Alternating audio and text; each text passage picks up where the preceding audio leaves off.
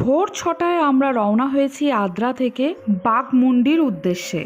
অসম্ভব সুন্দর রাস্তার দুধার ধরে ছিল পলাশের বন। কিছুক্ষণ গাড়ি থেকে আমরা পলাশের বন দেখলেও আর কিন্তু আমাদের মন মানতে চাইছিল না যে গাড়ির থেকে বসে দেখি। তাই আমরা মাঝ রাস্তাতেই গাড়ি থামিয়ে পলাশ ফুলকে নিয়ে ফটো তুলতে ব্যস্ত হয়ে পড়েছি। আর দুদিন পরেই দোল পূর্ণিমা, আর সেই ছুটিতেই ঘুরতে এসেছি পুরুলিয়াতে।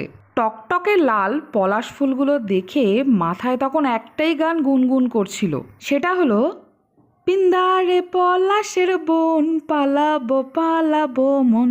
এখান থেকে আমরা প্রচুর পরিমাণে পলাশ ফুল কুড়িয়েছি। এখানে আরো একটা আমরা অদ্ভুত সুন্দর গাছ দেখলাম, এটা হচ্ছে কুসুম গাছ। পলাশ ফুল কুড়িয়ে নিয়ে এবার আমরা চললাম বাঘমুন্ডির উদ্দেশ্যে। পরের মিনি ব্লগে তোমাদের সাথে শেয়ার করে নেবো বাকি পার্টটা। আজকের মতো টাটা।